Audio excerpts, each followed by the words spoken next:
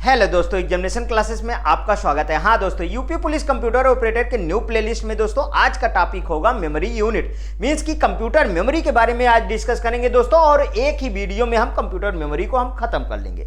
दोस्तों जिस तरीके आपका ब्रेन में हर एक बातें फीड होती है, उसी तरीके कंप्यूटर में भी ये चीज होता है। आइए दोस्तों हम मेमोरी को हम समझेंगे। देखिए, computer memory stored data, keywords को जरूर याद रखिए। Stored data and instructions required during the processing of data and output result. ये आउटपुट नहीं, यहाँ पे स्पेलिंग मिस्टेक है।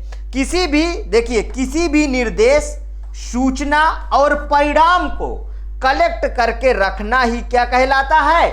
मेमोरी कहलाता है। समझ में आया? सिंपली सी है दोस्तों कि किसी भी निर्देश, सूचना, परिणाम को कलेक्ट करके रखना वो क्या कहलाएगा? मेमोरी कहलाएगा। Memory mainly divided into two parts. कौन कौन सा? पहला दोस्तों इंटरनल मेमोरी, इसी को प्राइमरी मेमोरी कहते हैं, और दूसरा है एक्सटर्नल मेमोरी, इसी को सेकेंडरी मेमोरी कहते हैं। यहां पे देखिए, ये चार्ट में ये है दोस्तों मेमोरी मैनेजमेंट में, ये है मेमोरी, और इसका पहला पार्ट है प्राइमरी मेमोरी और ये सेकेंडरी मेमोरी। प्राइमरी मेमोरी को ही दोस्तों क्या कहते हैं? इंटरनल। अभी हमने पढ़ा कि इसी को क्या बोलते हैं? इंटरनल मेमोरी बोलेंगे, ठीक है। और इसको क्या बोलेंगे दोस्तों? एक्सटर्नल मेमोरी बोलेंगे।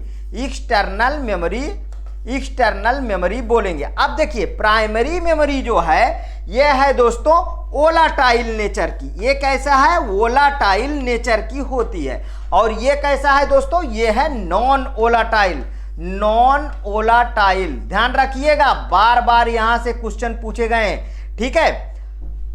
अब इसी को और किस नाम से जानते हैं? इसी को बोलते हैं दोस्तों प्रोसेसिंग मेमोरी, ठीक है। Processing memory. और फिर इसको क्या बोलेंगे दोस्तों?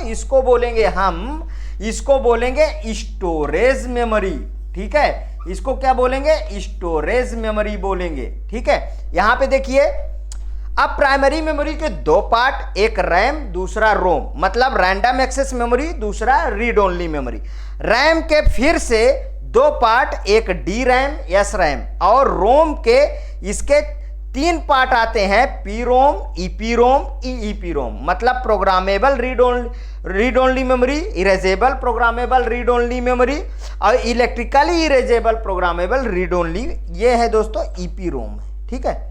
यहां पे आइए, सेकेंडरी मेमोरी में दो पार्ट, एक है मैग्नेटिक मेमोरी, दूसरा ऑप्टिकल मेमोरी। मैग्नेटिक मेमोरी में फ्लॉपी डिस्क, ये सब आते हैं दोस्तों, मैग्नेटिक टेप वगैरह। इसमें और भी लिख लीजिए, जैसे मैग्नेटिक टेप आएगा। और सेकेंडरी में यहां ऑप्टिकल में सीडी, डीवीडी, ब्लूरे डिस्क, ये सब आता है। वन बाय वन सभी को हम खत्म करेंगे। यहां पे देखिए, computer memory stored data and instructions required during the processing of data and output result. मतलब वही चीज फिर से आ गया है। ये कैसे हुआ, आगे देख लेते हैं। हाँ ठीक है, ठीक। अब यहां से हम बात करेंगे, ठीक है, इतना रिपीट ही कर लीजिए, ठीक। मतलब कि किसी निर्देश, सूचना और परिणाम को कलेक्ट करके रखना ही क्या है? मेमोरी है। और ये पार्ट है इसके टू, बता दिया, इंटरनल, एक्सटर्नल, जिसमें से हम मेन मेमोरीज, देखिए यहां पे मेन मेमोरी किस नेचर की है? वोलाटाइल इन नेचर, बताया हूं। It means that when the power is turned of, power खत्म होने के बाद, the content of this memory और लॉस्ट फॉर यूर, मतलब सारा का सारा डाटा आपका इरेज हो जाएगा। जबकि सेकेंडरी मेमोरी में ऐसा नहीं होगा, पावर ऑफ होने के बाद भी सारे डाटा आपको मिलेंगे। अब हम बात करेंगे दोस्तों रैम की, रैंडम एक्सेस मेमोरी। बहुत बड़ा योगदान है आपके कंप्यूटर में रैम का। RAM is the main memory. ये क्या है दोस्तों? मेन मेमोरी है of computer. It is type of volatile nature, ठीक है। वोलाटाइल नेचर की ये मेमोरी है। मतलब इसमें कंप्यूटर का यदि आपका पावर ऑफ, सारे डाटा खत्म, इसीलिए इसको प्रोसेसिंग मेमोरी भी कहते हैं। रैम कंप्यूटर का मेन मेमोरी होती है। वोलाटाइल मेमोरी में कलेक्ट डाटा पीसी के बंद होने के बाद समाप्त हो जाता है। लेकिन दोस्तों यहीं पे रोम आएगा। रोम वोलाटाइल नेचर का नहीं होता, वो नॉन वोलाटाइल नेचर का होता है।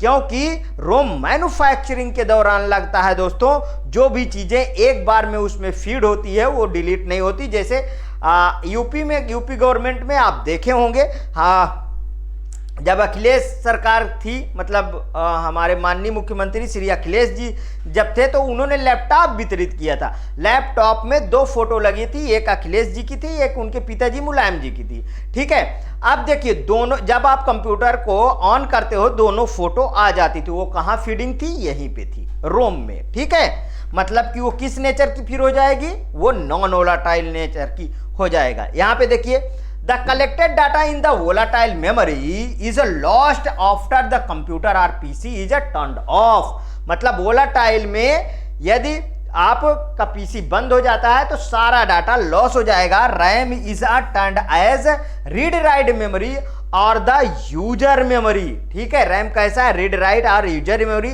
That hold run time program instruction and data. यहां पे देखिए डायनेमिक रैम। अब हम किसकी बात कर रहे हैं? डायनेमिक रैम की बात कर रहे हैं। डायनेमिक का अर्थ है गतिशील होना। ठीक है, इफ 20 डाटा आर कलेक्टेड, ठीक है, if 20 data are collected it dynamically RAM and then the middle 2 data are erase. मतलब से उसमें से 2 डाटा आप इरेज करिए तो डायनेमिक में होता 2 डाटा इरेज कर देंगे तो बाहरी लेयर देखिए आंतरिक लेयर का जो है घनत्व तो अधिक होता है कंपैरिजन टू बाहरी लेयर, तो बाहर से डाटा खिसक आना चाहिए, उसे कहते हैं डायनेमिक लेयर, मतलब D RAM.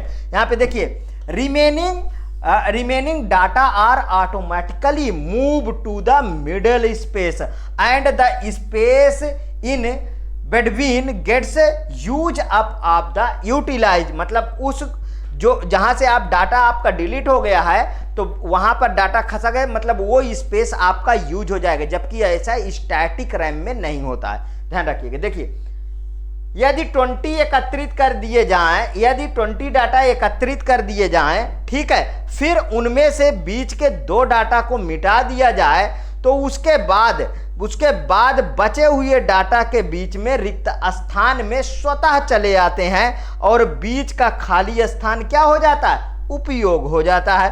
D RAM must be refreshed continuously.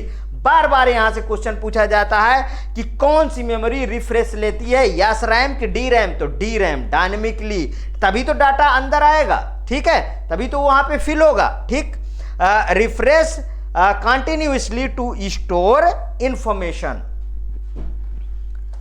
यहां पे देखिए दोस्तों, हम अब स्टैटिक रैम के जस्ट इसका उल्टा हो जाएगा। Static RAM, the data stored in the static RAM is a kept static. जो भी जहां पर स्टोर है वो स्टोर रहेगा। ठीक है, yes RAM needs not be refresh. बस ये वाले 2 पॉइंट आप याद रखिएगा, इसमें रिफ्रेश की जरूरत नहीं होती है। ठीक है, ये नॉट बी रिफ्रेश पीरियोडिकली, ये रिफ्रेश नहीं करता। देखिए यस रैम में यदि डाटा स्टोरेज कर दिए जाएं और फिर उसमें से बीच के 2 डाटा इरेज कर दिए जाएं तो उन आंकड़ों के बीच में खाली स्थान में कोई डाटा खिसक कर नहीं आता है। वह खाली स्थान तब तक प्रयोग नहीं किया जा सकता जब तक कि पूरी मेमोरी को वॉश करके नए सिरे से फिर काम शुरू ना किया जाए। मेन अंतर आपको यस रैम डी रैम में समझ में आ गया होगा। अब हम बात करेंगे दोस्तों रोम की। दोस्तों एक बार पढ़ाना वीडियो में स्टार्ट करता हूं तो लास्ट ही लेता हूं। जानते हैं कि मैं इधर उधर की बातें बीच में नहीं करता हूं, ठीक है। लेकिन मेरे जो भी अभ्यर्थी हैं वो वीडियो मेरे चैनल से जुड़े हैं, कंप्यूटर ऑपरेटर बनना चाहते हैं, तो इससे अच्छा कंटेंट मैं नहीं समझता कि कहीं है। हाँ, आप जो है मेरा पुराना वाला प्लेलिस्ट 243 की जो प्लेलिस्ट है जिसमें बहुत बच्चे सिलेक्शन पाए, उसको भी आप वॉच करिए। ठीक है, यहां पे देखिए, हाँ, ROM is a type of non volatile. मैंने बताया था ना कि नॉन वोलाटाइल टाइप की मेमोरी होती है। Non volatile memory preserve data even when the computer is turned off. मतलब कंप्यूटर बंद होने के बाद भी वो अपने डाटा को लॉस नहीं होता है। इसमें ROM is installed in the computer at the time of manufacturing. देखिए यही शब्द बोला, ठीक है, कि रोम कब इंस्टॉल्ड किया जाता है, मैन्युफैक्चरिंग के दौरान इंस्टॉल किया जाता है। रोम एक प्रकार का नॉन वोलेटाइल मेमोरी होती है जिनमें कंप्यूटर के बंद होने पर भी डाटा को सुरक्षित रखती है। कंप्यूटर निर्माण के समय से ही स्थापित कर दिया जाता है, फिर इसमें कोई परिवर्तन नहीं किया जाता है, फिर इसमें कोई परिवर्तन नहीं किया जाता है। आगे देखिए यहां पे बायोस मतलब कि बेसिक इनपुट आउटपुट सिस्टम नाम का एक प्रोग्राम, ठीक है, जो रोम का एक एग्जाम्पल है, जो कंप्यूटर के ऑन होने पर सभी इनपुट आउटपुट डिवाइसेस को इंस्पेक्शन और कंट्रोल करने का कार्य करता है। समझ में आया ये चीज? देखिए अगर इसका बेस्ट एग्जांपल समझा जाए तो रोम का क्या है, बायोस है। समझ, जब आप कंप्यूटर को ऑन करते हो तो जितनी भी डिवाइसेस होती हैं उनको चेक कौन करता है, वो बायोस। और पहली बार आप जब कंप्यूटर खरीद के लाते हो उसमें विंडोज डालते हो तो इसी के थ्रू जो है आप विंडो इंस्टॉल कर पाते हो, ये कुछ ध्यान रखिएगा, ठीक है। आगे देखिए पी रोम क्या है, programmable read only memory, means कि it is a type of fixed memory, या कैसा है, फिक्स मेमोरी है, ठीक है। P ROM is also called the one time programmable chip, मतलब इसमें एक ही बार प्रोग्राम किया जाता है। पी रोम एक प्रकार की फिक्स्ड मेमोरी है, ठीक है, एक प्रकार की फिक्स्ड मेमोरी है। पी रोम को वन टाइम प्रोग्रामेबल चिप भी कहते हैं। इसका उपयोग मुख्यतः micro controller, video game, medical devices, ठीक है, HDMI आदि में किया जाता है। HDMI जैसे अभी मैं आपको पढ़ा रहा हूं तो मैं कैमरे के सामने हूं, कैमरे से जो केबल लगी है कंप्यूटर तक वो HDMI केबल के ही थ्रू जो है दोस्तों आपको डाटा भेज रहा है, ठीक है। मतलब आपका जो कैमरे से डाटा जा रहा है कंप्यूटर तक वो HDMI केबल से जा रहा है, ठीक है, समझ में आया। अब ईपी रोम मतलब ऐसा नहीं कहा जा सकता कि इसको हम इरेज नहीं किया जा सकता, किया जा सकता है, ठीक है, किया जा सकता है, लेकिन सब तरीके से। जैसे ईपी रोम मतलब अल्ट्रा वायलेट रेंज के तहत इसमें किया जाएगा। देखिए erasable programmable read only memory, EP ROM is also called ultra violet EP ROM. क्या मैंने बोला, ultra violet EP ROM. Data is EP ROM can be erase और रीराइट, इरेज भी किया जाएगा, रीराइट भी किया जाएगा। In the EP ROM the data is erase by किसके द्वारा, अल्ट्रा वायलेट लाइट के थ्रू इसको हम इरेज कर पाएंगे। यहां पे देखिए पी रोम को अल्ट्रा वायलेट पी रोम भी कहते हैं। इसमें डाटा को अल्ट्रा वायलेट लाइट द्वारा इरेज किया जा सकता है और अथवा इसे फिर से लिखा जा सकता है। समझ में आया? अब हम बात करेंगे दोस्तों ईपी रोम की, electrically erasable programmable read only memory, मतलब it is use to store a small amount of data, ये small amount of data store करेगा in a computer. No other device is required to erase और modify the program stored on EP ROM. अगर हम बात करें दोस्तों EP रोम का best example क्या है, पेन ड्राइव, ठीक है। It is also called the flash memory, इसी को दोस्तों फ्लैश मेमोरी कहते हैं। It is mainly use research, ये किस में यूज होती है, रिसर्च में। देखिए इसका प्रयोग कंप्यूटर में निम्न मात्रा में डाटा को स्टोरेज करने के लिए किया जाता है। ईपी रोम मतलब electrically erasable programmable read only memory पर स्टोरेज किए गए प्रोग्राम को इरेज अथवा मॉडिफाई करने के लिए अन्य डिवाइस की आवश्यकता नहीं होती है, ध्यान रखिएगा। जबकि हम इसके पहले ईपी रोम में अल्ट्रावायलेट रेज की जरूरत होती थी, इसमें नहीं होगी। इसे फ्लैश मेमोरी भी कहते हैं। इसका उपयोग मुख्यतः हम अनुसंधान में करते हैं। आपको बाइलिंगुअल में डाटा कंटेंट देता हूं इसीलिए दोस्तों कि पूरी तरीके से समझ में आए। यहां पे आगे देखिए, यह एक पोर्टेबल सेमीकंडक्टर मेमोरी है जिसमें रैम रोम दोनों की विशेषताएं पाई जाती हैं। और ये वाला शब्द आप याद रखिएगा, ये पोर्टेबल सेमीकंडक्टर मेमोरी है। यहां से क्वेश्चन बना हुआ है, ठीक, ध्यान रखिएगा। अब हम कैच मेमोरी की बात करेंगे जिसमें 3 लेयर पाई जाएगी, L1, L2, L3, ठीक है। अब देखिए कैच मेमोरी है क्या, पहले सिंपली आप समझ लीजिए।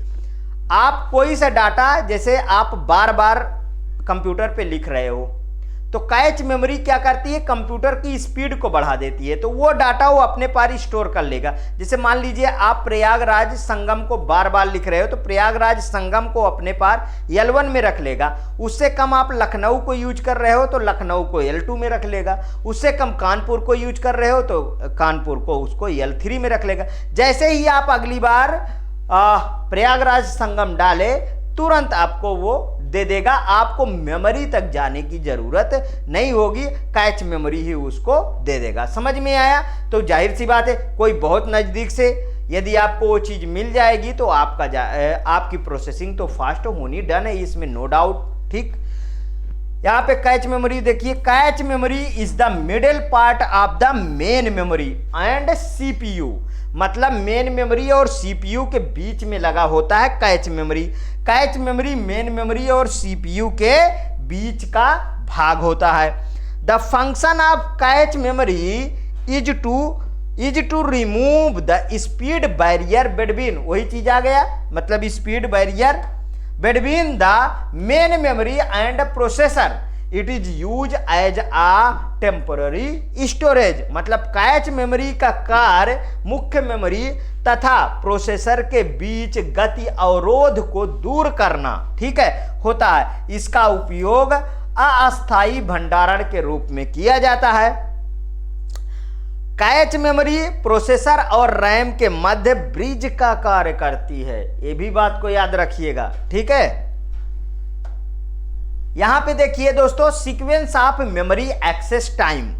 अब सबसे देखिए यहां पे स्टोरेज क्षमता घटेगी और इधर बढ़ेगी, लेकिन स्पीड यहां पे ये देखिए increasing order of access time ratio, ठीक है। ये क्या है दोस्तों, रजिस्टर मेमोरी है, इसकी मेमोरी की कैपेसिटी बहुत कम होगी लेकिन सबसे फास्ट होता है दोस्तों, ये होता है फास्टेस्ट से फास्ट, तो यहां पर मैं लिख देता हूं फास्टेस्ट, ठीक है। कैच मेमोरी आएगा उसके बाद मेन मेमोरी, और यहां पे मैग्नेटिक डिस्क, और यहां पे आएगा मैग्नेटिक टेप। समझ में आया? देखिए यहां से अगर इस तरीके से हम जाएंगे, इस तरीके से, तो यहां आपकी कैपेसिटी घटेगी, ठीक है, लेकिन स्पीड आपकी बढ़ेगी, ठीक है, स्पीड बढ़ेगी। इधर से इधर आएंगे तो ये स्टोरेज क्षमता इधर स्टोरेज क्षमता आपकी बढ़ेगी लेकिन स्पीड घटेगी। समझ में आया इतनी बातें, ठीक। देखिए मेन मेमोरी प्राइमरी मेमोरी है, और यहां पे मैग्नेटिक डिस्क और मैग्नेटिक टेप ये आते हैं ऑक्सिलरी मेमोरी में। नेक्स्ट सेकेंडरी मेमोरी और एक्सटर्नल मेमोरी। अब हम सेकेंडरी मेमोरी की बात करेंगे। Secondary memory is use to store large quantity of permanent data. यहां पे देखिए stored large quantity of permanent data, मतलब कि सेकेंडरी मेमोरी का उपयोग बड़ी मात्रा में अस्थायी डाटा को एकत्रित करने के लिए किया जाता है, ठीक। यहां पे देखिए मेमोरी का हम ये वाला पार्ट खत्म कर चुके हैं, अब हम लोग इस वाले पार्ट में हैं। यहां सेकेंडरी मेमोरी में magnetic memory, optical memory. Magnetic memory में जैसे फ्लॉपी डिस्क, ठीक है, मैग्नेटिक टेप, और यहाँ पे सीडी, डीवीडी, ब्लूरे डिस्क, इस वाले पार्ट में अब हम इसको अब डिस्कस कर रहे हैं, ध्यान रखिएगा। यहाँ पे अब आ जाइए आप हार्ड डिस्क में। देखिए hard disk is a type of storage device. अब तो दोस्तों एसएसडी आ गया है ना, सॉलिड स्टेट ड्राइव। अब हार्ड डिस्क का कम उपयोग होने लगा, एसएसडी का ज्यादा उपयोग होने लगा। समझ में आया? इट इज, देखिए तो ये क्या है, storage device. It is in the shape of circular plate, या सर्कुलर प्लेट के शेप में होता है। It is also called the hard drive and hard disk drive. इसे हम हार्ड ड्राइव और हार्ड डिस्क ड्राइव भी कहते हैं। इट यूजेस मैग्नेटिक हाँ, magnetic particles to collect data, instruction and information. किसका यूज होता है? मैग्नेटिक पार्टिकल्स का। तो ये शब्द याद, ये कीवर्ड्स ही आप याद रखेंगे, ठीक है। देखिए, हार्ड डिस्क एक प्रकार की स्टोरेज डिवाइस है। यह वृत्ताकार प्लेट के आकार की होती है। यह हार्ड ड्राइव व हार्ड डिस्क ड्राइव भी इसे कहते हैं। यह डाटा, इंस्ट्रक्शन, इंफॉर्मेशन को कलेक्ट करने के लिए किसका उपयोग करेगी? मैग्नेटिक पार्टिकल्स, ठीक है। मैग्नेटिक पार्टिकल्स का उपयोग करती है। और किस में ये रहता है? जैसे 128 GB, 256 GB, 512 GB, 1024 GB, 2048 GB इत्यादि, 1 TB, 2 TB, ये सब करके अब तो दोस्तों 1 TB, 2 TB, इनसे नीचे तो कोई मेमोरी ही नहीं लेता है हार्ड डिस्क वगैरह में। समझ में आया? नेक्स्ट अब है CD रोम। CD रोम मतलब compact disk read only memory की बात कर रहा है, ठीक है। देखिए, CD ROM is also known as optical disk. ध्यान रखिएगा, इसको किस नाम से और जाना जाता है? ऑप्टिकल डिस्क के नाम से। The data is permanently imprinted on the optical disk. मतलब CD ROM is also called WORM disk. WORM disk, worm virus नहीं, राइट वंस रेड मेनी है वार्म का फुल फॉर्म, ध्यान रखिएगा। CD रोम को ऑप्टिकल डिस्क के नाम से भी जाना जाता है। ऑप्टिकल डिस्क के ऊपर डाटा को अस्थायी रूप से अंकित किया जाता है। CD रोम को वार्म डिस्क भी कहते हैं। समझ में आया? आगे चलते हैं। CD ROM was developed in, कब डेवलप्ड हुई है? 1982 बाय द जापानीज कंपनी डैनन ने इसे डेवलप किया था दोस्तों, ठीक है। But it was the first use year 1990 में। देखिए, बहुत सारा चीजें दोस्तों जापान ही डेवलप किया है। जैसे QR कोड, वो भी जापान की कंपनी ही ने डेवलप किया है, ठीक। CD रोम का विकास वर्ष 1982 में जापान की कंपनी डैनन ने किया है, परंतु इसका प्रथम उपयोग 1990 में किया गया था। यह है दोस्तों आपका CD रोम का इमेज। आगे चलिए। एक जमाना था दोस्तों CD DVD के बिना लोगों की जिंदगी अधूरी थी। आजकल CD DVD मार्केट से ही गायब हो गए, ठीक है। यहां पे देखिए, CDRW मतलब compact disk rewritable. CDRW is also known as erasable disk. क्या, किस नाम से जाना जाता है? Erasable disk. मतलब इसको आप क्या कर सकते हो? इरेज भी कर सकते हो। CDRW को इरेजेबल डिस्क के नाम से जाना जाता है। The data collected in this can be detected और चेंज, ठीक है। डिटेक्ट कर सकते हो, चेंज कर सकते हो। To write CDRW you must have CDRW software and CDRW drive भी होते हैं। इनमें स्टोर डाटा को मिटाया या परिवर्तित किया जा सकता है। CDRW पर लिखने के लिए आपके पास CDRW सॉफ्टवेयर और CDRW ड्राइव आवश्यक होना चाहिए। ये बात को ध्यान रखिएगा, तभी तो आप कर पाएंगे। आपके लैपटॉपों में तो ये सब चीज़ें हट गई हैं। पुराने जो बड़े आकार के रहते थे उन्हीं में ये चीज़ें मिलती थी, ठीक है। ध्यान रखिएगा। अब आ जाइए दोस्तों, पेन ड्राइव की बात करते हैं। It is also known as flash, ठीक है। It can be connected to the USB port of the computer, ठीक है। इसे फ्लैश के नाम से जाना जाता है। इसे किसके नाम से जाना जाता है? फ्लैश के नाम से जाना जाता है। इसे कंप्यूटर के USB पोर्ट से जोड़ा जा सकता है, ठीक है। आगे देखिए, through pen drive the user can easily transfer documents, music, video, notes from one computer to another. It is an example of EEPROM। आ गया दोस्तों, मैंने बोला था ना कि इसका जो है बेस्ट एग्जाम्पल जो है वो क्या होता है? वो पेन ड्राइव होता है। पेन ड्राइव के तहत हम USB पोर्ट से जोड़ देते हैं और बहुत इजीली तरीके से इमेज, वीडियो और ये सब को हम क्या कर सकते हैं? हम ट्रांसफर एक कंप्यूटर से दूसरे कंप्यूटर में कर सकते हैं। यहाँ पे देखिए, पेन ड्राइव के द्वारा उपयोगकर्ता दस्तावेज, संगीत, वीडियो एवं नोट्स को एक कंप्यूटर से दूसरे कंप्यूटर पर आसानी से ट्रांसफर कर सकता है। पेन ड्राइव EEPROM का एक उदाहरण है। ये आपकी देखिए 32 GB की पेन ड्राइव आपकी लगी है तोशिबा कंपनी की। अब मैं ये ना कहिएगा कि आप जो है सर प्रचार कर रहे हैं कंपनी की, नहीं, ऐसी कोई बात नहीं। आगे देखिए, मैग्नेटिक टेप की अब बात करते हैं। आप किसकी बात करते हैं? मैग्नेटिक टेप, ठीक है। It consist of long non jointed strip of plastic half an inch wide on which a layer of ferromagnetic material is coated. We call this strip a tape. मतलब क्या? मतलब इसमें आधा इंच चौड़ा plastic के बिना जोड़ वाली पट्टी होती है जिस पर फेरोमैग्नेटिक मटेरियल, ठीक है, की परत चढ़ाई जाती है। इस पट्टी को ही हम क्या कहते हैं? टेप कहते हैं। दोस्तों पहले आप टेप का बहुत बड़ा जमाना था। आप देखते थे कि लोग बाग कैसेट जिसे कहते थे दोस्तों, कि कैसेट लगाते थे और गाने सुनते थे, वो यही टेप था दोस्तों। हाँ, CD DVD में दोस्तों बहुत बड़ा सा, इतना बड़ा कैसेट लगता था और ऐसे ऐसे वो चलता था, ठीक है। मतलब कि अगर कहा जाए तो वो सीक्वेंशियल मेमोरी में आता था दोस्तों। मतलब एक अगर हमें कोई गाना बीच का लाना हो और सुनना हो तो पहले उसे दौड़ाया जाता था, वहां तक पहुंचा जाता था। आज से दोस्तों 25 साल पहले की ये सब कहानियां हैं, आज की नहीं। आज तो रिमोट दबाओ, आपके सामने गाना, ठीक है। आगे चलते हैं।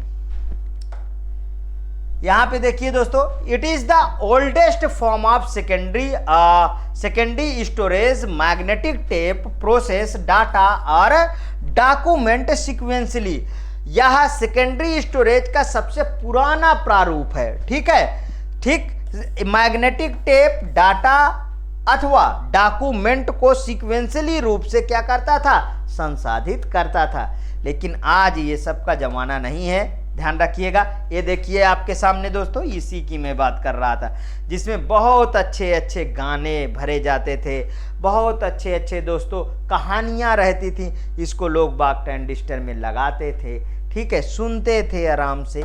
आगे चल रहे, अब यहाँ पे DVD देखिए, डिजिटल वर्सेटाइल डिस्क और डिजिटल वीडियो डिस्क की हम बात करेंगे, ठीक है।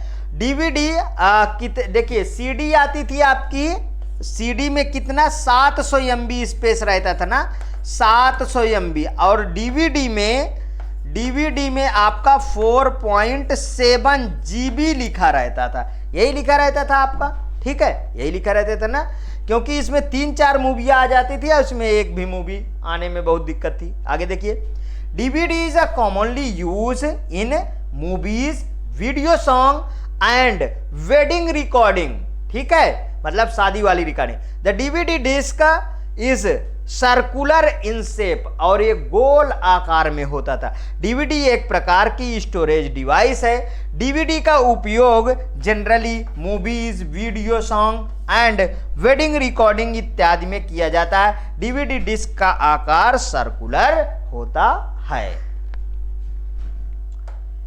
यहां पे देखिए दोस्तों, ये है आपका DVD का स्ट्रक्चर, ठीक है। आगे चलते हैं। अब है दोस्तों फ्लॉपी डिस्क। फ्लॉपी डिस्क दोस्तों 3 टाइप में उपस्थित रहती है, अभी आगे बताता हूं। Floppy disk are produced by coating a layer of magnetic oxide, ध्यान रखिएगा ये वाले keywords, magnetic oxide over a flexible plastic sheet. A floppy disk has a read write head which writes and read data by the touching the surface of floppy। मतलब floppy disk एक flexible plastic sheet के ऊपर चुंबकीय oxide की परत चढ़ाकर तैयार की जाती थी। फ्लॉपी डिस्क का एक रीड राइट हेड होता है जो फ्लॉपी की सरफेस से स्पर्श करके डाटा को रीड राइट करता है। समझ में आया? Floppies are in two common size में, एक तो 3.5 इंचेज में एंड दूसरा 5.25 इंचेज इन डायमीटर में उपलब्ध होता था। मतलब फ्लॉपी दो कॉमन आकार की आती है जिसका व्यास 3.5 इंच और 5.25 इंच होता है। यहां पे देखिए, ये है दोस्तों आपकी फ्लॉपी डिस्क का स्ट्रक्चर। आगे देखिए आप फ्लैश ड्राइव, मतलब flash memory. Flash memory is also called flash RAM.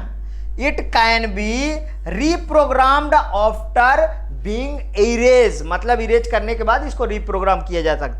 The common use of flash memory is to store the system in computers Rome.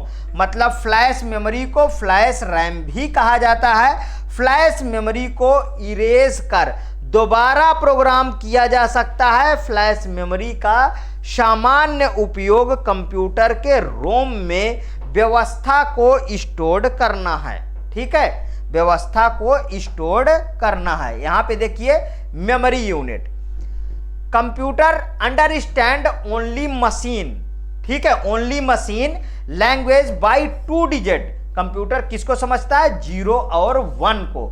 Are use in machine language, मतलब computer केवल machine language समझता है। Machine language computer की मूलभूत language होती है। ठीक है, कंप्यूटर मेमोरी की सबसे स्मॉलेस्ट यूनिट बिट होती है दोस्तों, सबसे स्मॉलेस्ट यूनिट बिट।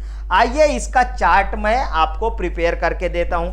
देखिए यहां पे यूनिट ऑफ कंप्यूटर में आप लिखिए कि एक बिट, जो एक बिट होगा वो क्या है? आपका बाइनरी डिजिट है, वो है बाइनरी डिजिट है ना, बाइनरी डिजिट है 1 बिट। ठीक है, अब इसके बाद अगर हम बात करें तो 8 बिट्स बराबर क्या होता है दोस्तों? 8 बिट बराबर होता है 1 बाइट। ठीक है, तो फिर 4 बिट्स बराबर क्या होता है? 4 बिट्स बराबर 1 निबल होता है। 1 निबल, यहां से क्वेश्चन पूछा गया है। तो फिर 2 निबल बराबर क्या होगा? अगर मैं बोल दूं यहां पर कि 2 निबल बराबर क्या होगा? 2 निबल बराबर होता है दोस्तों 2 निबल बराबर कितना होगा? 1 बाइट के ना। 2 निबल बराबर 1 बाइट हो जाएगा, 1 बाइट हो जाएगा। ठीक है, अब यहां पे आइए, देखिए 1024 बाइट बराबर 1024 बाइट बराबर 1024 बाइट्स बराबर 1 KB। 1 KB मतलब किलो बाइट। तो 1024 KB बराबर क्या होगा दोस्तों? 1024 KB बराबर 1 MB का होता है। फिर एक मिनट,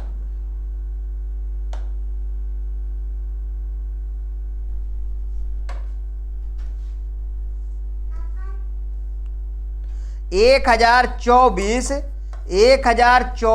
MB बराबर क्या होता है दोस्तों? 1 GB के होता है। 1024 GB बराबर क्या होता है? 1024 GB बराबर 1 TB होता है, टेराबाइट। 1024 TB बराबर क्या होता है दोस्तों? 1 PB का होता है, 1 PB। अब 1024 PB बराबर क्या होता है दोस्तों? 1024 PB बराबर 1 TB होता है, 1 TB, सॉरी TB हो गया ना। 1024 PB बराबर होता है दोस्तों EB होता है ना, EB, एक्साबाइट। फिर दोस्तों 1024 EB बराबर क्या होता है दोस्तों? 1024 EB बराबर होता है 1 ZB होता है। 1024 ZB बराबर क्या होता है दोस्तों? ZB बराबर होता है 1 YB होता है। 1024 YB बराबर 1024 YB बराबर क्या होता है दोस्तों, 1 ब्रोनोबाइट ना, वन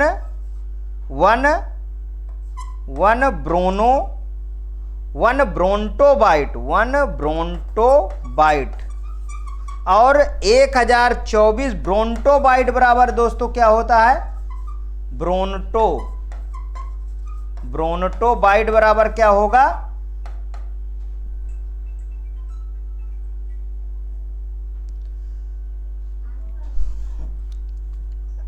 1 ब्रोंटोबाइट बराबर क्या होगा भाई, जियोप ना, 1 जियोप बाइट। अब दोस्तों ये रहा आपका मेमोरी यूनिट, ठीक है, इसको भी आप देख लिए हैं, ये भी मैंने कंप्लीट कर दिया। अब ये मेरी छोटी सी बेटी है दोस्तों, आ गई है यहाँ पे, इसलिए यहीं के साथ मैं ये वीडियो को समाप्त करूँगा। दोस्तों यदि आपको ये मेरा कंटेंट आपको अच्छा लग रहा है तो प्लीज़ और प्लीज़ में जो न्यू अभ्यर्थी हैं वो मेरे एग्जामिनेशन चैनल को आप सब्सक्राइब करिए, वीडियो को लाइक करिए, ज़्यादा से ज़्यादा दोस्तों में शेयर करिए।